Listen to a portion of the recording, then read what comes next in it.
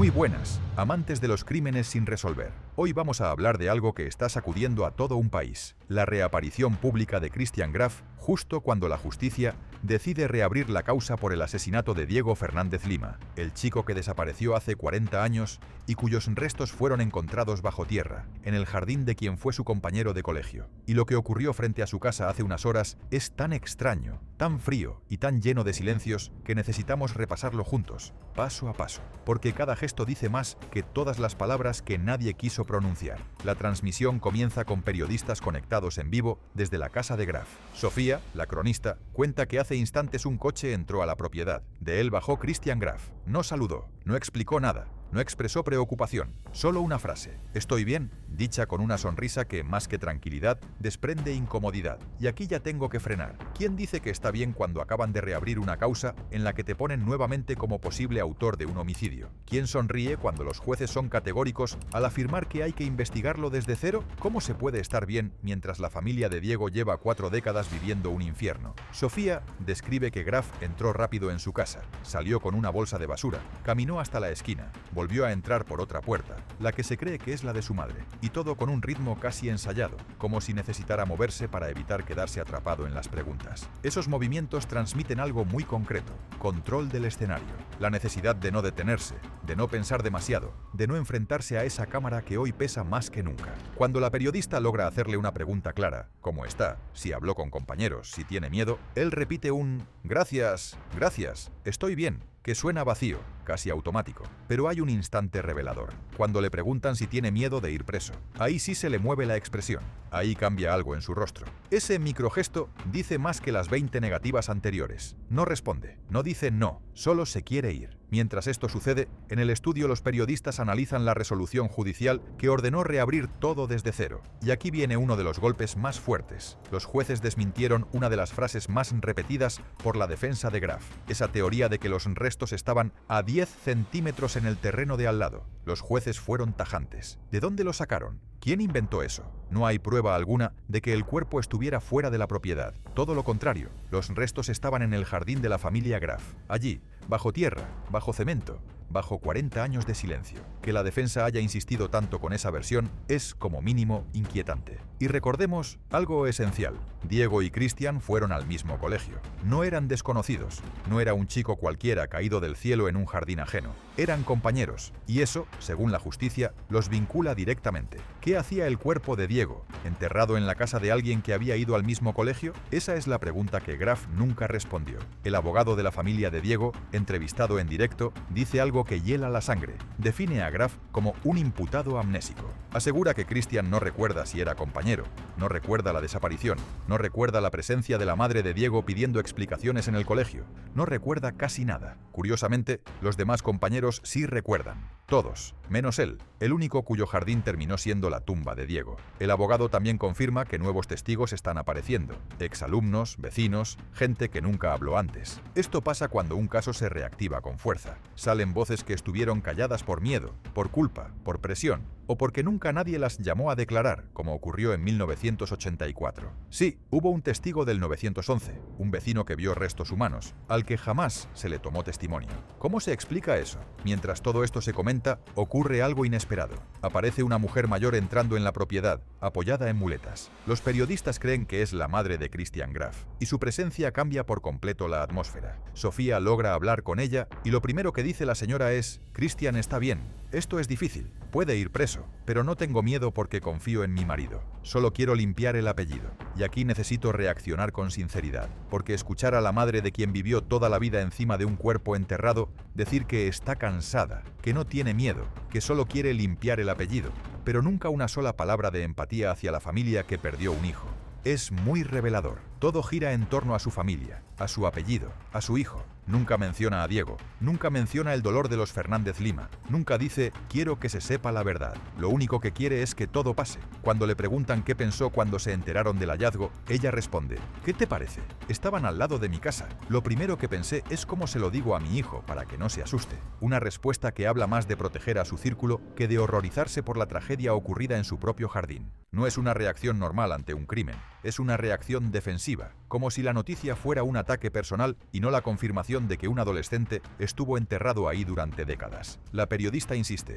¿tiene alguna hipótesis de lo que pasó? Y la señora responde, no, basta de hipótesis. Esa frase condensa todo. Basta de hipótesis para ellos, para su familia, para su comodidad. Pero no para la familia de Diego, que lleva 40 años pidiendo precisamente hipótesis, pistas, explicaciones, algo que les permita entender cómo su hijo terminó enterrado debajo de cemento, en el patio de quien alguna vez compartió pasillos de colegio con él. Basta de hipótesis, lo dice quien no quiere que se siga preguntando, no lo dice quien desea justicia. Otro momento llamativo, los periodistas confirman que la familia Graf nunca se mudó de esa casa, nunca, durante 4 décadas. Vivieron siempre ahí, en un terreno compartido, en un jardín donde hicieron arreglos, donde caminaron, donde convivieron. ¿Nadie vio nada? ¿Nadie escuchó nada? ¿Nadie sospechó nada? Resulta imposible pensar que un entierro clandestino pasara desapercibido durante tanto tiempo sin que nadie notara algo extraño. Y mientras todo esto se analiza, Graf permanece detrás de una puerta, negándose a hablar, repitiendo frases vacías, evitando cualquier confrontación con la verdad. Lo hace hoy, igual que lo hizo cuando dio su famosa entrevista, aquella que causó tanto rechazo porque sus explicaciones eran contradictorias, frías, sin sentido. Y ahora, cuando la justicia vuelve a abrir el caso con fuerza, su única reacción es una sonrisa incómoda y un «estoy bien». Y yo, sinceramente, no me lo creo. La familia de Diego lleva toda la vida luchando. Perdieron a Diego. Perdieron al padre de Diego, que murió buscándolo, literalmente recorriendo la ciudad en bicicleta para encontrar a su hijo. Perdieron tiempo, salud, estabilidad emocional, lo perdieron todo. Y ahora, al fin, la justicia les da una posibilidad real de saber qué pasó, de que alguien responda, de que el silencio se rompa. Del otro lado, lo que vemos es evasión, silencio, frialdad, defensiva, memoria selectiva y una negación absoluta a colaborar. Es muy difícil ponerse del lado de esa postura, muy difícil no sentir que hay una verdad que se intenta proteger como sea. Cuando un cuerpo aparece en tu jardín, lo natural es que tú mismo exijas investigar, que tú quieras saber qué pasó, que tú pidas justicia. Pero aquí ocurrió lo contrario. La familia que debería estar desesperada por respuestas es la que pide que se acaben las preguntas, y la familia que sufrió el crimen es la única que con dignidad se mantiene firme en pedir la verdad. Después de ver todo esto, tengo la sensación de que estamos frente a un secreto que sobrevivió 4 décadas, un secreto que hoy está empezando a resquebrajarse. Hay gestos, miradas, silencios que no encajan en la historia oficial. Hay actitudes que no son de inocentes, hay respuestas que faltan y que tarde o temprano tendrán que aparecer. Y aquí es donde os pregunto a vosotros, ¿creéis que Christian Graf sabe más de lo que dice? ¿Os parece normal la frialdad con la que reaccionan él y su familia? ¿Pensáis que alguien en esa casa ocultó información durante años? ¿O creéis que puede haber otra explicación? Los leo, porque este caso, más que nunca, necesita la mirada de todos. Y recordad, la verdad puede estar enterrada, pero siempre termina saliendo a la luz.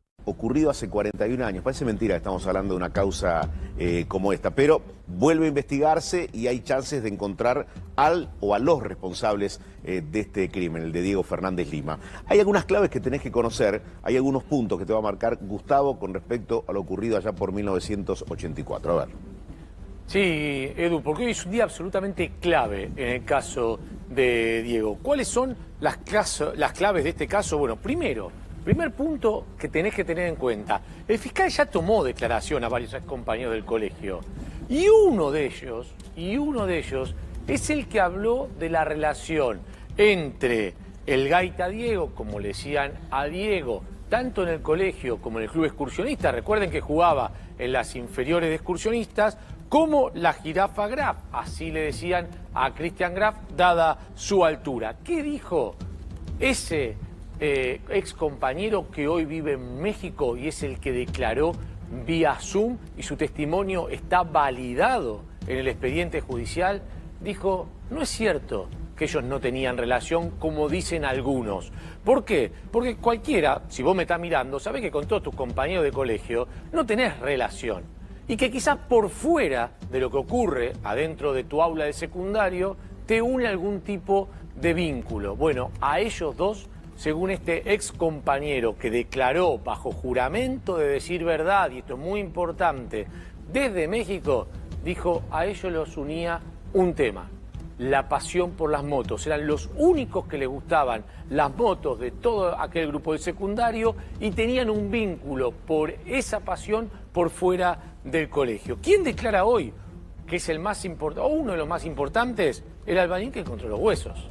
Esta declaración es clave por dos motivos. Primero, porque tiene que ratificar lo que ya nos dijo a nosotros la semana pasada, que los huesos estaban enterrados a 70 centímetros. Cuando se le preguntó cómo era la especie de tumba donde encontraron al cavar desde la medianera, desde el lugustro, esa tumba, dijo, daba la sensación que había sido hecha de apuro. Recordemos que encontraron algo de tierra removida y 60 centímetros es realmente muy poco para cavar una tumba, con lo cual tiene, digamos, un sustento científico lo que dijo el albañil, que después fue ratificado en sede judicial por la gente que fue a trabajar del Instituto de Antropología Forense, que dijeron, efectivamente, como dijo el albañil, acá hay una tumba a solo 60 centímetros, 1,20 m de ancho y hecha a los apuros. ¿Y qué más dijo? Algo fundamental. Cuando encuentran los huesos, los albañiles, ¿qué hacen? Llaman a la policía, vienen los bomberos, pero ¿qué otra cosa hacen? Hablan con la gente de la propiedad. ¿Quién es el primero que se presenta de esa propiedad? Cristian el Jirafa Graf. ¿Qué es lo que dicen algunos de los albañiles que dijo Graf cuando llegó? Primero, que no se mostró tan sorprendido o compungido. Y segundo, dio dos hipótesis, una más inverosímil que la otra. La primera es que ahí supuestamente había un convento de monjas y que podría ser el cadáver de alguna santa que hubiese enterrado ahí. Se miraron los albañiles y dicen, ¿y dónde está? ¿Dónde están las imágenes cristianas? ¿Dónde están las cruces? No hay nada. Cuando lo miraron con cara de incredulidad, la Jirafa Graf habría dicho otra cosa. Dice, bueno, también cuando se hicieron acá obras, pudieron venir esos huesos en la tierra. Los albañiles se miraron y dijeron, eso es imposible que suceda. Eso es lo que hoy tendría que declarar en un rato nomás. Está citado 11 de la mañana en la Fiscalía del doctor Perrando. Uno, al escuchar cada una de estas claves que presenta Gustavo Gravia, se pregunta para qué va a ensayar una hipótesis, no habiendo transcurrido tanto tiempo, y no dejar que se investigue y que la justicia sea la encargada de llamarlo a declarar en tal caso como va a suceder. Ahora, vamos a sumar a Miguel Ángel Miñones, que es médico forense. Yo quiero saber cómo se investiga un hecho habiendo transcurrido tanto tiempo, ¿no? Con las claves que acaba de definir Gustavo. Miguel Ángel, buen día. Gustavo Gravia, Eduardo Bataglia y todo el equipo de Buen Día 24. ¿Qué tal? Buen día, un gusto y gracias por la invitación, un placer estar con ustedes. ¿Cuál es la primera dificultad de investigar un caso así y qué chances de hallar la verdad? Bueno, yo creo que ante todo lo que recién estuvo resumiendo Gustavo Gravia y ante los hechos conocidos, es como yo diría un caso esclarecido. Si esto estuviera dentro de los tiempos fuera de la prescripción, estarían todos imputados los de esa propiedad. Lo que pasa es que... A ver, Miguel Ángel, esto es fundamental lo que acabas de decir. Caso esclarecido, y si esto estuviera ocurriendo inmediatamente sucedida la desaparición, ya estamos hablando de varios detenidos. Por supuesto. Me parece que los vínculos que se han establecido de ser compañeros de colegio, de estar en su propiedad, este chico no fue a la casa a enterrarse. Evidentemente acá descartamos ya, por supuesto, de que no hay duda que hubo una muerte violenta, más allá de que el Instituto de Antropología haya estipulado de que había una lesión, una costilla y demás. Evidentemente esto para mí es un homicidio, es un hecho esclarecido. Si fuera en tiempo y forma estarían todos imputados. Y no olvidemos que los huesos tardan muchísimos años en desaparecer, muchísimos. Entonces se dio, gracias a Dios, dentro de la desgracia, que se pudo descubrir y se pudo esclarecer un caso, ¿no? Ahora, simulemos que el hallazgo se produce a pocos días de la desaparición, en este caso de Diego. ¿Qué hace un médico forense? ¿Qué es lo primero que intenta descubrir? Bueno, lo primero que hace el médico forense es trabajar en el lugar del hecho. O sea, acá intervendría el fiscal, que es el que comandaría toda la investigación, junto con el licenciado en criminalística, que sería el jefe del coordinador del grupo. Se rescata el cuerpo se lleva a una morgue, ahí se le estudia el cuerpo, se investiga con la autopsia, y de acuerdo a lo que se haya en la autopsia, el fiscal son los pasos que va a seguir de investigación. Pero evidentemente acá los integrantes de esa casa serían los primeros imputados, ¿no? Es decir, claro, todo sería más sencillo y habría varias personas que tendrían que dar explicaciones, ¿no? Por Claro, la aparición de un cuerpo. Esto demuestra una vez más que no hay crímenes perfectos, sino que hay investigaciones imperfectas, como se dice en medicina legal, ¿no? Porque si acá se hubiera investigado un poco, se hubiera llamado a declarar a los compañeros y demás, esto hubiera saltado mucho tiempo antes, ¿no? Miguel, ¿qué posibilidades hay? A ver, está, como usted dice, el caso parece esclarecido, parece que la familia Graf tendría obviamente la responsabilidad sobre el crimen de Diego. Pero ¿podría, por ejemplo, Christian Graf, dado que su padre ya no está entre nosotros, echarle la culpa al padre y de esa manera deslindarse por completo de una acusación que va a ser muy difícil probar quién generó el crimen de Diego? Yo creo que él no se va a poder deslindar nunca, porque el que falleció fue el compañero de él.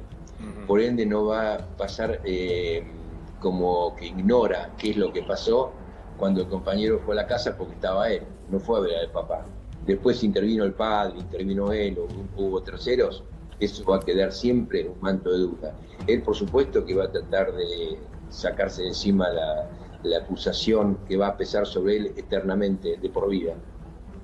Ahora, Miguel Ángel, uno no se puede sacar de la cabeza lo que hubiera sido una buena investigación en el momento en el que ocurrieron los hechos, ¿no? Porque acá hay un joven de 16 años que desaparece y hay datos en el momento de la desaparición. La palabra de los compañeros en ese momento hubiera sido vital para descubrir quizá en el momento lo que había pasado. Sí, pues se hubiera estipulado que había una relación extraescolar entre ellos dos. Y entonces, por supuesto, ante un hecho, hoy día quizá no podría pasar lo que pasó en esa época, porque hoy día la intervención de las redes, la presión de los medios, hubiera hecho que la investigación siga adelante y que se pueda descubrir mucho más rápido, ¿no? En esa época podría haber mucho más ocultismo. O sea, en aquel tiempo se cerraba antes el círculo, siendo desapareció, no se le encuentra, ya está. Claro, sí, tal cual. Hay más datos, Gustavo, que me gustaría compartirlos porque aparece nuevamente Christian Graf, ¿no? Sí, Edu, pues yo te decía que hoy va a ser un día clave, pero también lo fue en el día de ayer. ¿Por qué? Porque Christian Graf se presentó, te lo contábamos acá, ante el fiscal, y el fiscal le dijo: mire, yo contra usted no tengo absolutamente ninguna imputación, usted no está formalmente en este proceso, lo cual no quiere decir que no lo vaya a estar en el futuro. Es más, le dijo por ahora. Entonces, si bien no quedó imputado, le dieron el número de la Defensoría Oficial que le correspondía por turno contra esa fiscalía para que consultara.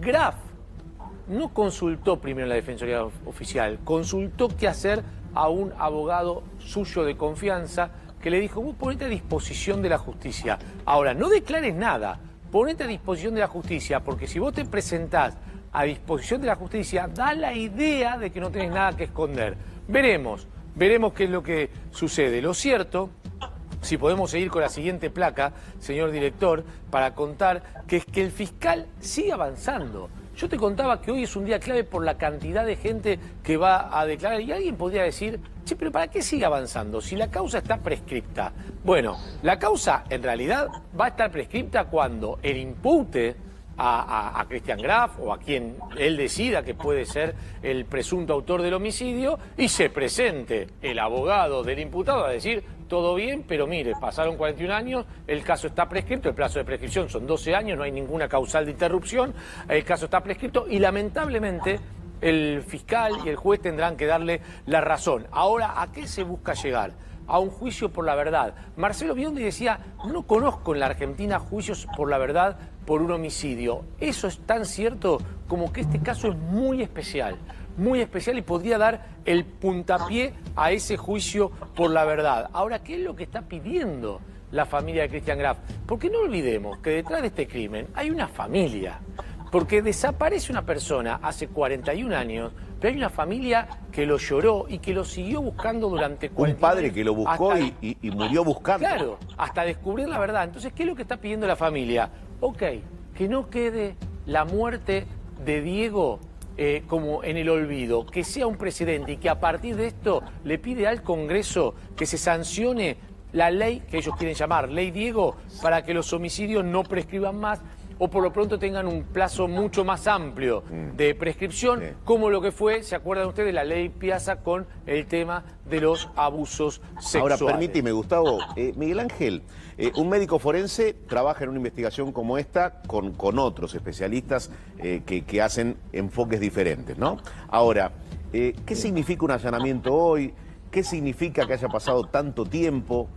¿Qué se puede hacer a nivel pericias? Digo, ¿sirve una pericia psiquiátrica hoy?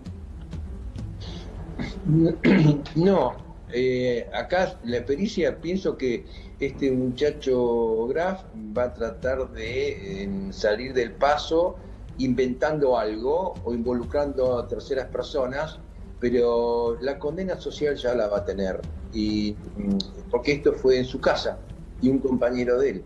Entonces, ¿de qué forma o con qué elementos él va a poder decir que no tuvo nada que ver en esto, ¿no? Es imposible. Sí, bueno, ya los disparates que contaba recién Gustavo, ¿no? De que quizás ahí había un convento y eso... Pero Miguel, podría decir en la justicia, yo insisto con esta teoría, él podría decir, fue mi papá, usted sabe muy bien que la relación de encubrimiento, si es filial, no corre, y decir, mi papá me tenía absolutamente amenazado y yo quise cubrir a mi familia por el dolor que producía esto en la familia. Digo, tratar de salir de algún lugar, de ser él el principal imputado del crimen. Y que yo creo, Gustavo, que él va a tener que declarar algo como lo que estás diciendo vos, porque si no queda automáticamente imputado a él, ¿no? Entonces él, de alguna forma, sus abogados lo van a asesorar para tratar de ver la forma más elegante de que él pueda correrse a un costado de esta escena del crimen, ¿no? Lo cual yo creo que le va a costar mucho. Y usted que es médico forense, digo, yo le pregunto sobre la condición humana, que supongo que es lo mismo que nos sorprende a Eduardo y a mí, ¿no? ¿Cómo alguien puede matar a una persona, enterrarlo en el jardín de su casa y hacer como si nada pasó y seguir con la vida como si nada, teniendo un cuerpo enterrado ahí de un colegio 41 años después? Esto habla de letra para los psiquiatras, ¿no? Porque realmente yo nunca vi una cosa similar, realmente nunca he visto, pero yo creo que es para elaboración de un estudio psiquiátrico profundo, porque no me imagino cómo un ser humano puede convivir en su casa con un compañero muerto y enterrado. No se escapa a toda capacidad de comprensión de esto, ¿no? Totalmente. Miguel Ángel, muchísimas gracias por haber hablado con nosotros. Un placer, Eduardo, y saludo a toda la mesa. Igual para nosotros. Vamos a desandar el camino de las declaraciones testimoniales. Se empieza a abrir, Marina, de a poquito el expediente. Insistimos, un expediente que, como lo dijimos el primer día, el expediente de una historia tan apasionante como truculenta. Esta es la citación que se hace a declaración por parte del fiscal López Perrando, solicita al juez Litvak. La presente investigación se inició el pasado 20 de mayo, ¿se acuerdan cuando hablamos de volver el tiempo atrás? Sí, es el hallazgo. Es el hallazgo de los restos óseos humanos. Exactamente, a raíz del hallazgo de estos restos óseos humanos, mientras se realizaban tareas de remoción, de sedimento mediante el uso de palas manuales, específicamente de un talud localizado en un espacio lindero entre los predios Avenida Congreso 3748, Avenida Congreso 3742. Un detalle, Marina, importante. Sí. Posiblemente, si Christian Graf, y ahora lo van a ver, y su familia no hubiera tenido una actitud de confrontación con los operarios, con los obreros, diciendo no toquen el banano, no toquen la Santa Rita, posiblemente no hubiéramos estado hablando de esta historia. Es decir, si alguno dentro de esa casa es el asesino, empezó a recorrer un camino de errores que fue encarar a los obreros para decirle, ojo con el banano. Entonces los obreros empezaron a poner mayor atención donde posiblemente no hubieran puesto. Y levantó sospechas porque decían, estamos construyendo una medianera nueva, gratis. Correcto. ¿Qué más quiere? Estamos reforzando la medianera, para lo cual había que ir hasta abajo. Fíjense. Bien, seguimos. Dice, el personal policial procedió al secuestro de restos óseos, un fragmento de calzado, una pieza de reloj, un llavero y una llave. Prestó declaración testimonial Cristian David Pereira Godoy, obrero de la obra en construcción.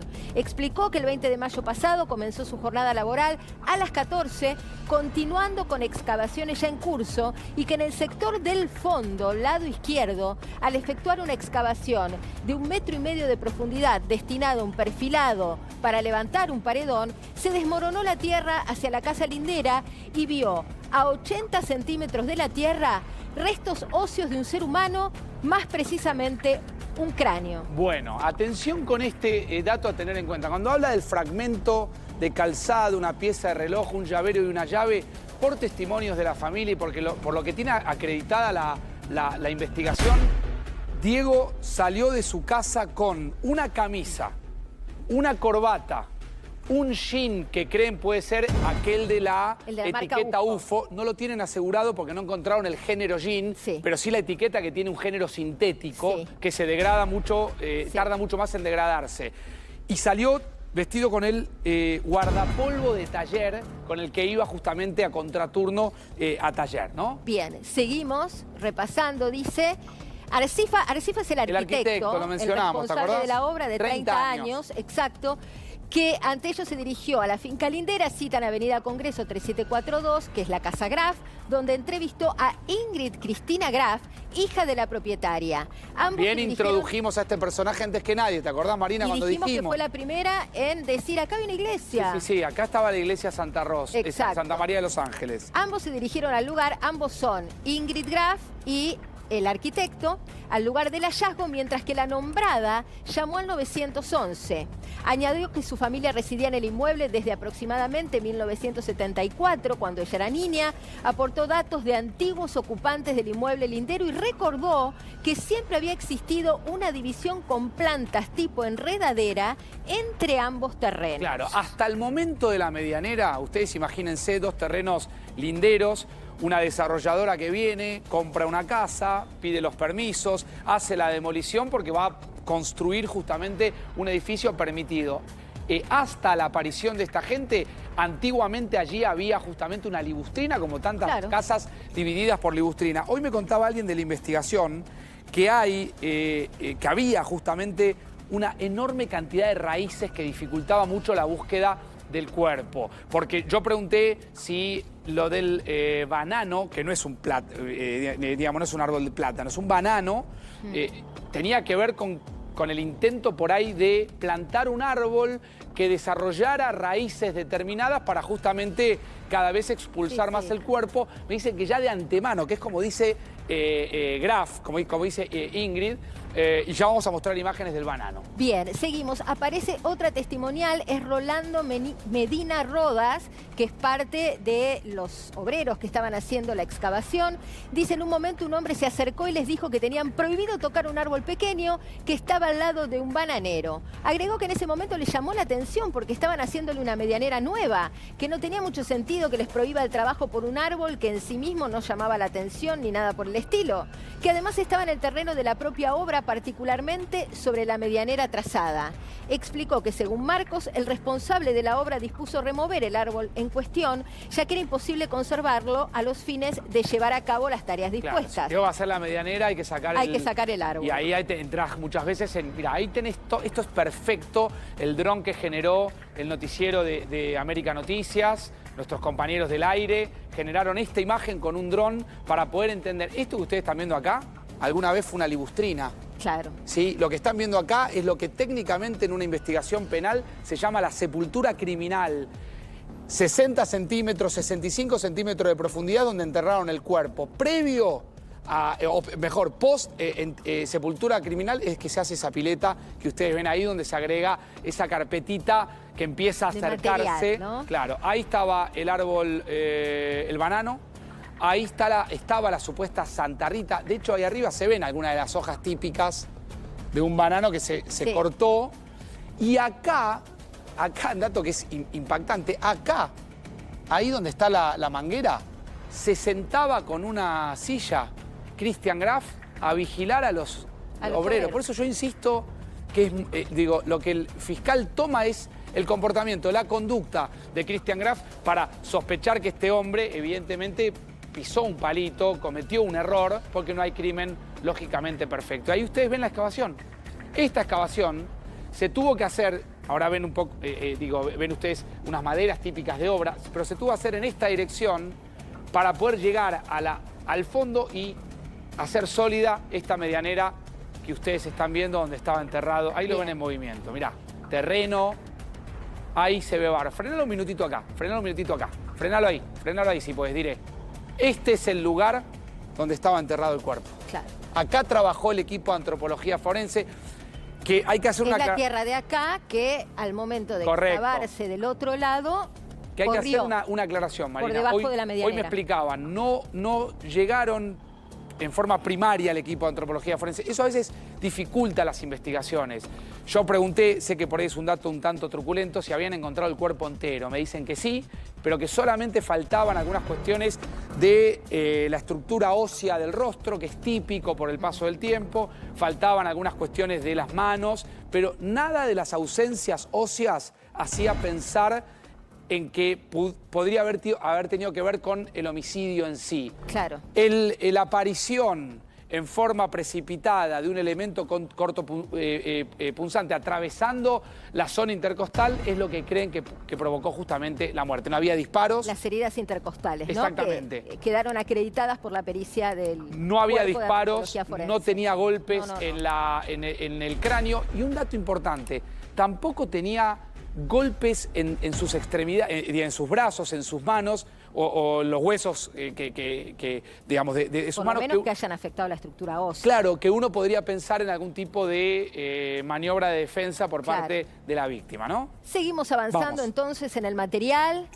En este caso hablamos de la declaración testimonial de Alberto Orlando Sánchez, encargado del personal de seguridad e higiene, que agregó que al ingresar la policía, él aguardó desde el lado exterior con sus compañeros y el arquitecto, oportunidad en la que se acercó Cristian Graf, y de manera espontánea le dijo que allí anteriormente hubo una iglesia cristiana antigua y que el hallazgo de los huesos pudo haber sido por relleno de terreno y se retiró. O sea, tiró dos hipótesis, la iglesia y el relleno de nivelación del terreno. Yo insisto que acá tenemos una familia que vivió 10 años en esa casa hasta el crimen, porque si la compraron en el 74 y vivió hasta el 84, vivieron de esa. Al lado estaba la familia de la hermana de Boy Olmi. Alguna vez, luego, cuando adelantamos la línea de tiempo, estaba Gustavo Cerati. Esa familia, los Graf, deben haber vivido todo el tiempo pendiente de qué pasaba con la propiedad al lado sin poder controlarla. Lo que es increíble es que en 41 años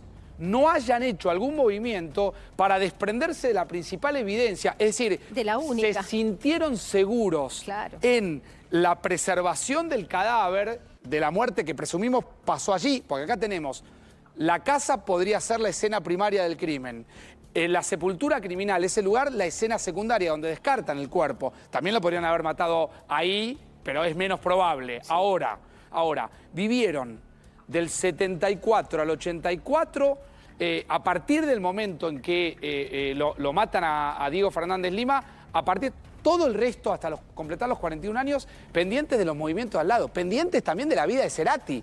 En un momento se les muda el famoso al lado en el 2002-2003. Claro.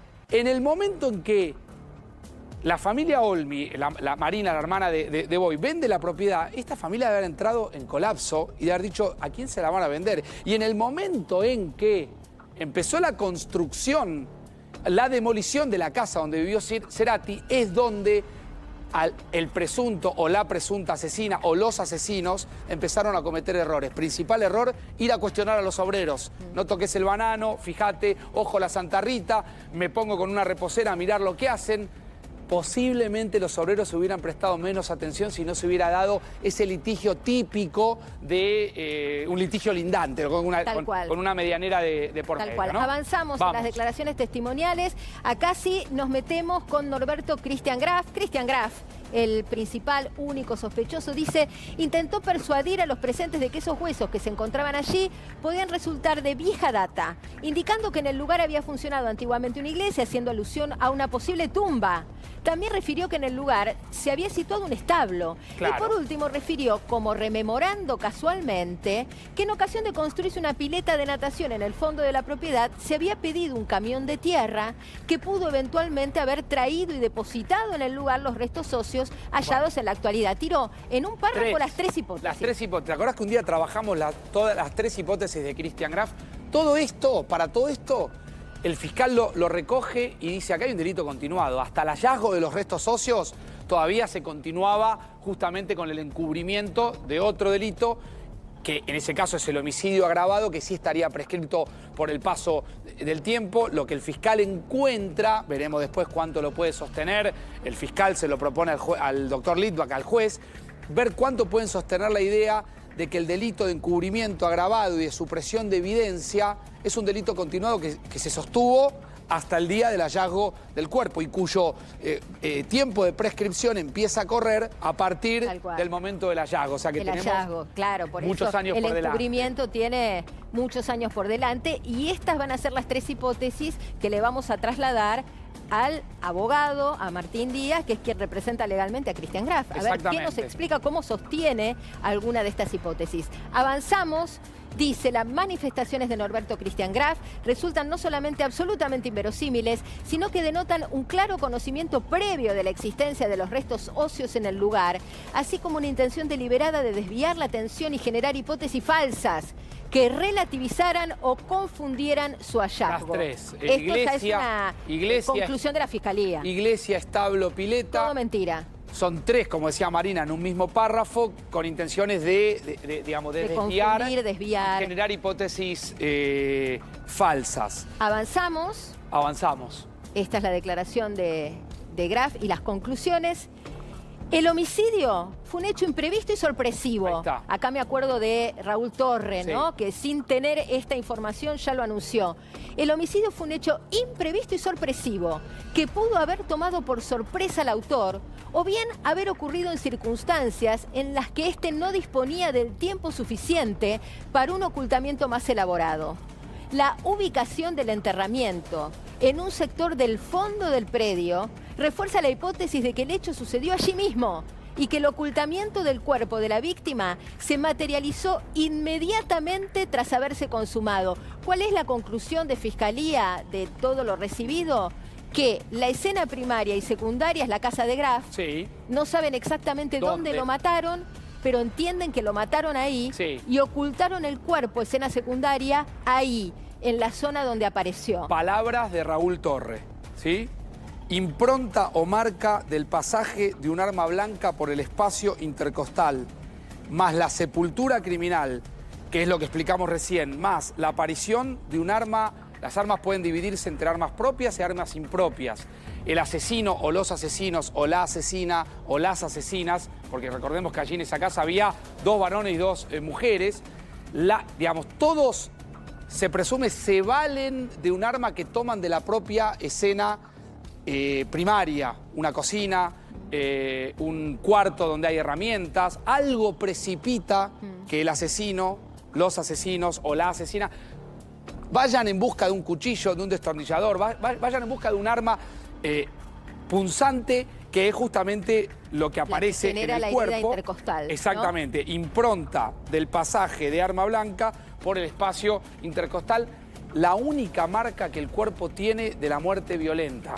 Hoy me explicaban los peritos, el esqueleto está completo, hay solamente faltantes en algunas costillas que son comunes, hay faltantes en lo que se conoce como los huesos justamente de la cara, pero el cráneo, que permitiría saber si recibió un golpe, está completo. Y de hecho es lo primero que encuentran, por lo menos lo primero que refiere el obrero que declara, ¿no? El cráneo. Y ahí está la sepultura. Acá la sepultura. Criminal. Seguimos.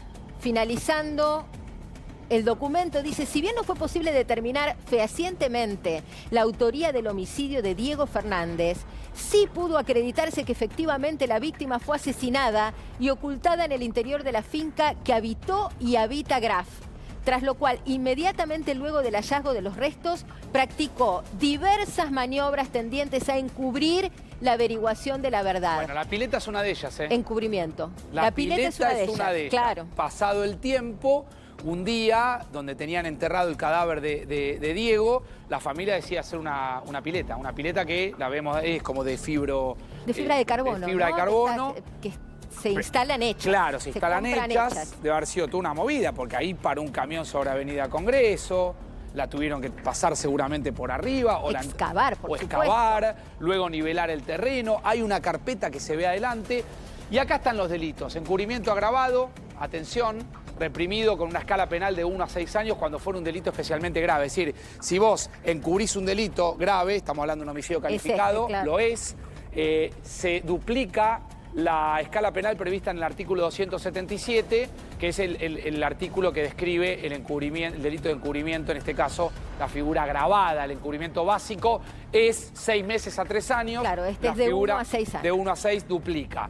La supresión de evidencia. Acá tuve que ir al código de vuelta, hacía tiempo que no iba al código. ¿Quién puede acordarse esto de memoria? Hacía el tiempo que no iba al código. Será reprimido con prisión de 6 meses a 3 años, acción de ocultar, alterar o hacer desaparecer rastros, pruebas o instrumentos de un delito con el objetivo de entorpecer la investigación o evitar la acción de la justicia. Son 2 delitos que encajan de manual, vamos a decir. Sí, y es muy interesante cómo el fiscal en el dictamen lo encuentra. Felicitaciones para el doctor López Perrando.